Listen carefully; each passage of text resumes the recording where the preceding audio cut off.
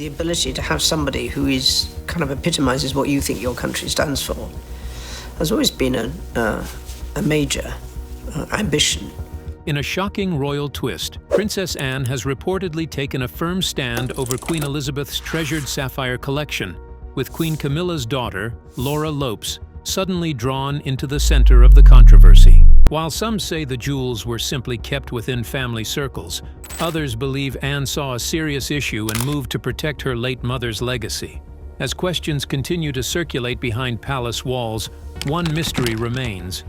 Was Princess Anne right to step in over the sapphire collection? Or is this controversy being blown out of proportion? So, let's know your thoughts in the comments below. To help us create more videos and uncover the latest royal drama, please subscribe. Princess Anne's firm stand.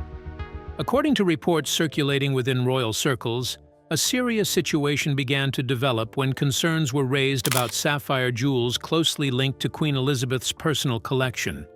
These were not ordinary royal accessories or items valued only for their beauty or price.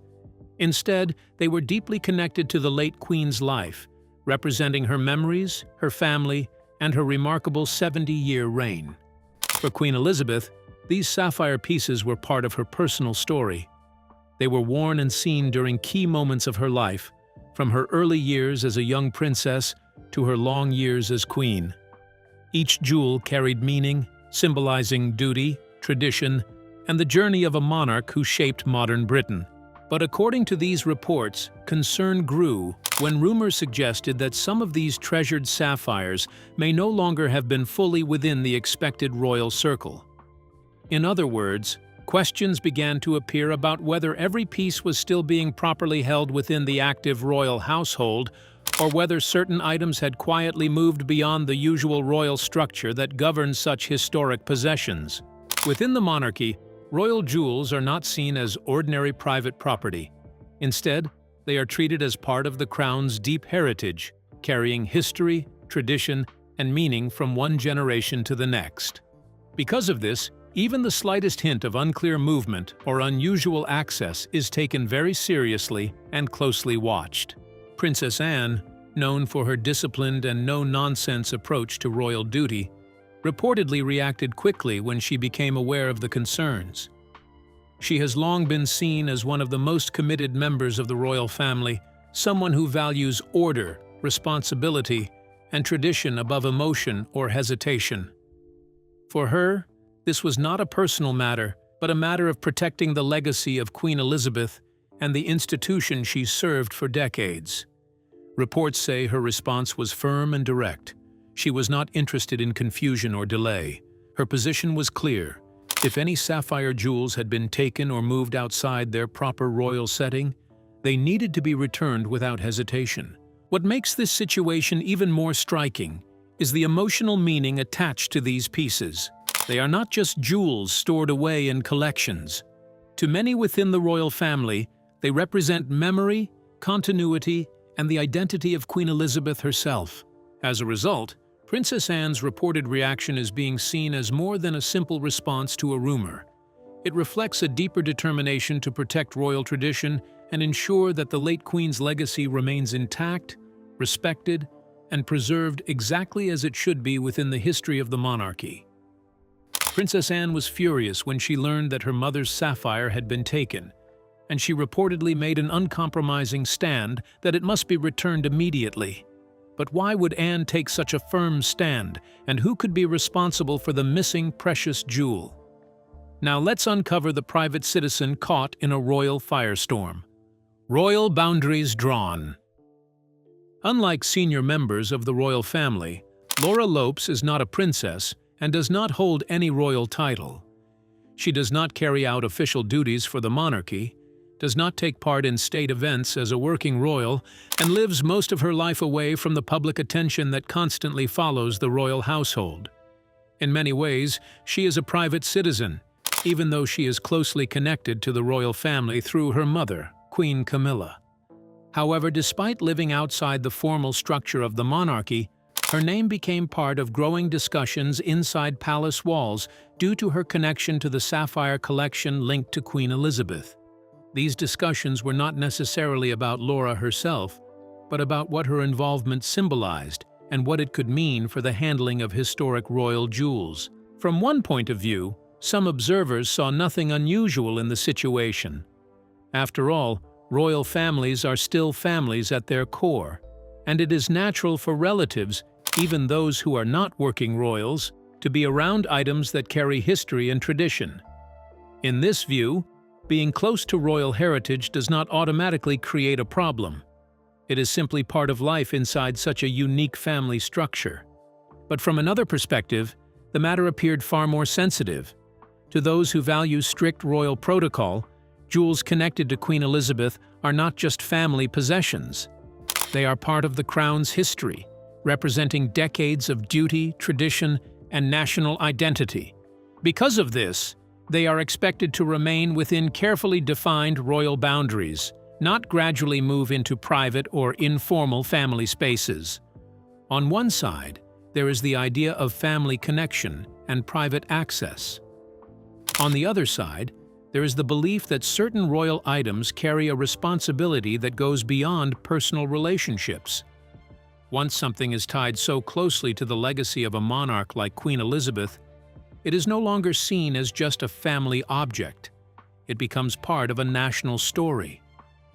As a result, questions began to emerge inside palace discussions about where the line should actually be drawn. How far should royal heritage extend into private family life? Should access to historically important jewels remain strictly within the working royal household, or is there room for a more flexible, modern approach? These questions did not produce easy answers. Instead, they highlighted a deeper tension within the monarchy itself between tradition and modern family connections. And in the middle of it all stood Laura Lopes, not as a royal figure in her own right, but as someone whose connection to the family placed her unexpectedly at the center of a much larger conversation about heritage, boundaries, and the future of royal protocol. Camilla's daughter was reportedly linked to the prestigious Sapphires. But was this something she could truly handle, even if it was left with her? And what history is tied to the Sapphire collection? Now, let's dive into the sapphires that meant more than millions. The priceless symbol of the monarchy. These sapphire jewels were among the most treasured pieces in Queen Elizabeth's personal collection. Their story began on one of the most important days of her life. Her wedding day in 1947, when her father, King George, gave her a special set of sapphire jewelry as a heartfelt gift. It was more than just a present. It was a symbol of love, trust, and a father's hope for his daughter as she stepped into a new and uncertain life as a future queen. As the years passed, Queen Elizabeth did not leave the sapphire collection untouched. She carefully added new pieces over time, choosing only those that matched its meaning and importance. Slowly, the sapphires became more than just a wedding gift. They grew into a powerful and expanding collection that stayed with her throughout her long journey on the throne. Throughout her reign, these jewels appeared during many of her most important public moments. They were worn at state events, official portraits, and historic occasions that defined her time as monarch.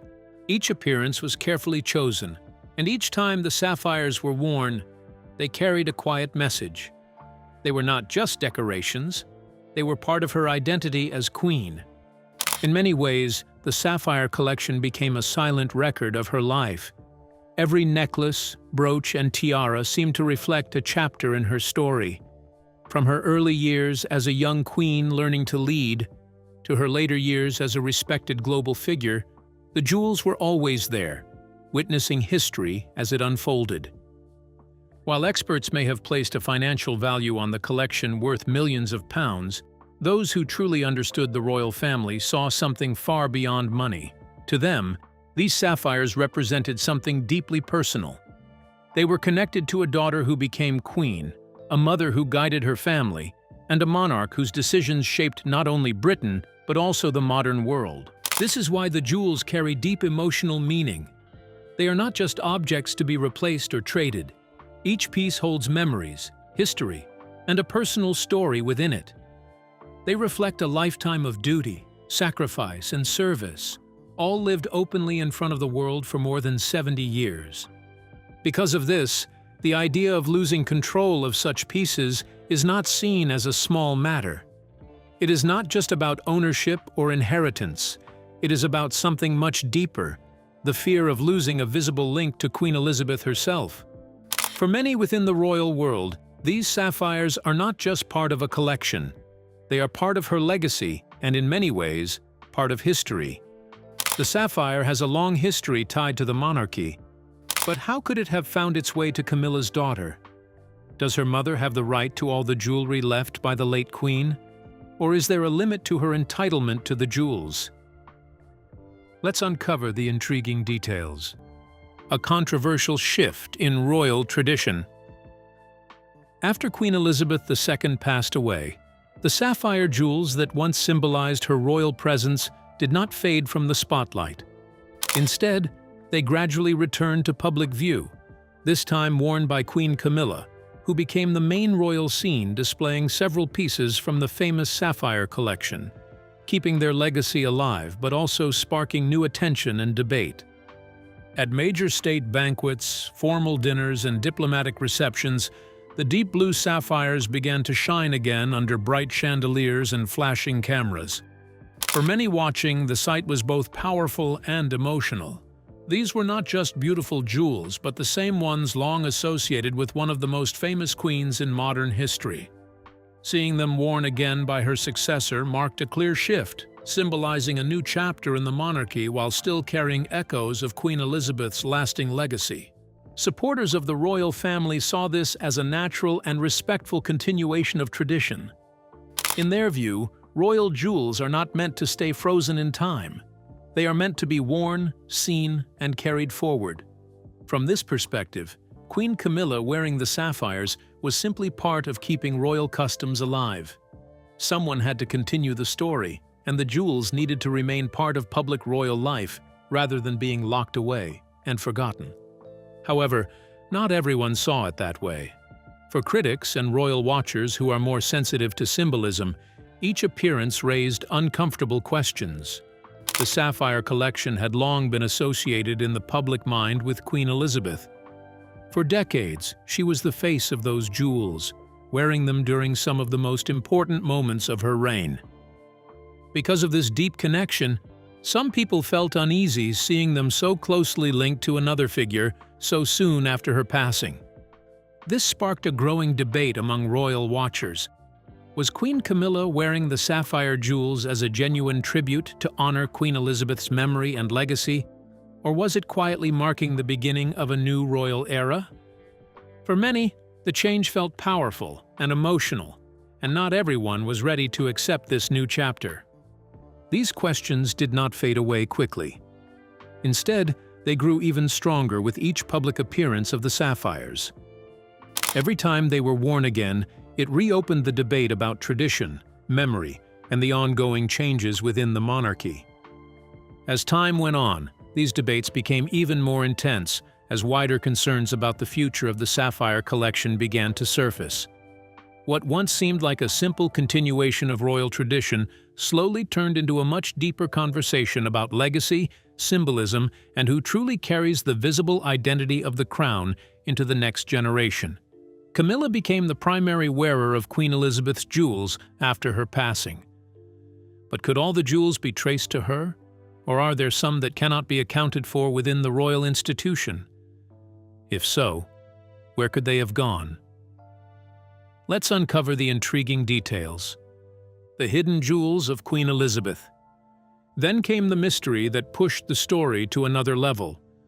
Most people only know Queen Elizabeth's jewels from the few famous photos seen in newspapers, documentaries, or official royal portraits.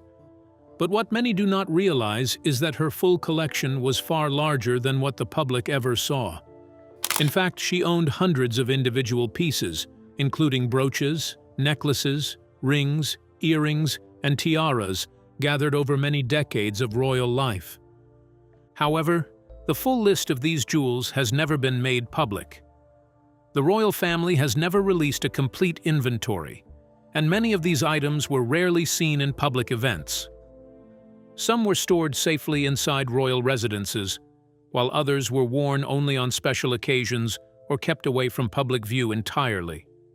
Because of this, a large part of the collection has always remained something of a mystery, known fully only to a small circle within the royal household. After Queen Elizabeth passed away, that mystery became even more noticeable. Naturally, attention turned to what would happen to all of her personal jewelry. Questions began to emerge about how the collection was being handled, who was responsible for managing it, and whether every item was still accounted for in the way it should be. In simple terms, people started asking, where did everything go? Were all the pieces safely stored, properly recorded, and distributed according to tradition? Or were some items quietly moved, passed along, or handled in ways the public would never fully understand? Because there were no clear public answers, speculation began to grow. In the absence of official explanations, people naturally started filling in the gaps with theories and assumptions. This is often what happens when something important is kept behind closed doors for too long, especially when it involves historic treasures tied to a monarch as significant as Queen Elizabeth. For someone like Princess Anne, these uncertainties would not be taken lightly. Having spent her entire life close to her mother and having seen many of these jewels up close, she would likely have a strong understanding of what existed in the collection and how it was meant to be managed. Even small changes, missing items, or unclear movements could stand out immediately to someone so familiar with the details. This is why the lack of transparency around the collection became such an important issue. It was not just about jewelry or wealth. It was about trust, tradition, and the careful preservation of a royal legacy built over decades. When something so closely tied to history is not fully visible or explained, it naturally raises concern, especially among those who believe every piece should remain properly accounted for within the story of the monarchy. Beyond the discovery that most of the jewels left by the late Queen could not be fully accounted for after her death, who possesses the qualities needed to hold people accountable for it? And what experience does she have that shows she is capable of restoring order in the palace regarding the jewels? Let's find out. The uncompromising guardian of royal tradition. Long before any talk of a sapphire dispute ever reached the public, Princess Anne had already built a strong reputation within the royal family as one of its most disciplined and serious members. She is widely known not for glamour or media attention, but for her steady sense of duty and her firm approach to royal life. Unlike many public figures who are often judged by popularity or how they appear in the media, Princess Anne has always measured her role in a very different way. For her, being a member of the royal family is not about fame or a luxurious lifestyle. It is a job that comes with responsibility, expectations, and a constant need to serve the institution above personal comfort or public opinion. This mindset did not come by chance. She is widely believed to have inherited the strong, no-nonsense work ethic of her parents, Queen Elizabeth and Prince Philip. Over the years, she has quietly earned a reputation as one of the hardest-working royals, carrying out duties with consistency and without seeking attention or praise. Because of this, when difficult situations arise within the monarchy, Princess Anne is often seen as someone who steps forward with clarity and firmness. She is known for putting the long-term stability of the royal institution first, even when such decisions may be uncomfortable or unpopular within the family itself. Personal feelings, in her view, are secondary to protecting the crown's reputation and continuity. Inside royal circles, she is often described as a guardian of standards. This means she is someone who pays close attention to tradition, behavior, and the proper way things are done within the monarchy. Family members and staff alike are aware that she does not easily overlook actions that could be seen as damaging to the dignity of the crown. For her, discipline and respect are not optional values. They are essential. This long-standing reputation is important because it helps explain her reported involvement in more sensitive royal matters. When news or rumors involve important royal symbols, Especially those tied to Queen Elizabeth's legacy, it is understood that Princess Anne would take them seriously. That is why the sapphire controversy carried more weight than a simple disagreement over jewelry. To someone like Princess Anne, these items are not just valuable objects. They are part of history, memory, and royal identity. If she believed that such treasures were being handled in a way that did not respect tradition, she would not remain silent. Her character suggests that she would act not out of emotion, but out of duty, guided by a deep belief in protecting the institution her mother dedicated her life to preserving. Princess Anne is known for her strong and disciplined approach to protecting anything that serves the honor of the royal institution. But would she apply the same approach to her mother's missing sapphire? And how close was she to the late queen to truly understand the weight of the missing sapphire? Let's uncover the details. Commitment to protecting the sapphire legacy. Few members of the royal family are said to have understood Queen Elizabeth's values as deeply as Princess Anne. Their bond was built not only on family ties, but also on a shared sense of duty, discipline, and lifelong service to the crown. Over the years, Anne became known as someone who closely reflected many of her mother's principles, especially the belief that royal life is not about comfort or attention, but about responsibility and steady commitment to the nation. In the final years of Queen Elizabeth's life, Princess Anne remained close to her mother and continued to support her in both public and private moments. That period strengthened the already strong connection between them, reinforcing Anne's understanding of what her mother stood for.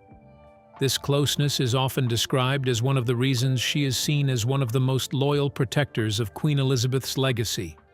Throughout her life, Princess Anne has also paid tribute to her mother in a very personal way. One of the most meaningful examples of this is her choice to wear jewelry from Queen Elizabeth's collection. However, she does not treat these pieces as simple fashion items or decorative accessories. Instead, she sees them as living symbols of her mother's life and reign. When she wears them, it is not about style or appearance, but about remembrance, respect, and continuity. Because of this deep emotional connection, any suggestion involving the movement or transfer of Queen Elizabeth's treasured sapphire jewels naturally carries great significance for her. According to reports, these concerns reportedly struck a very sensitive chord with Princess Anne, not because of the material value of the jewels, but because of what they represent in a much deeper sense. To her, these sapphires are far more than expensive objects.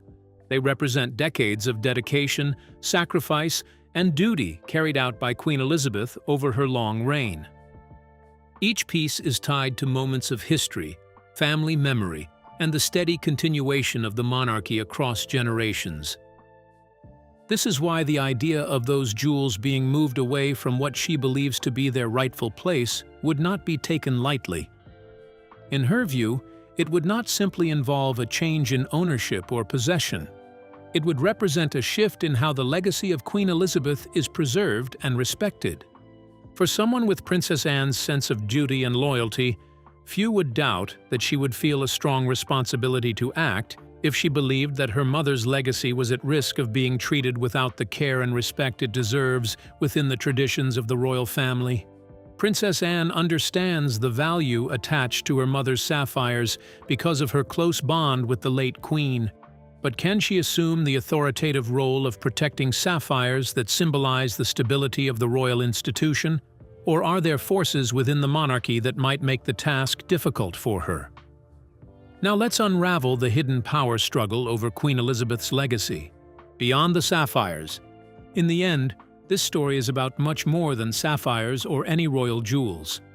What first looks like a simple disagreement over valuable objects is really about deeper issues of power, duty, and responsibility.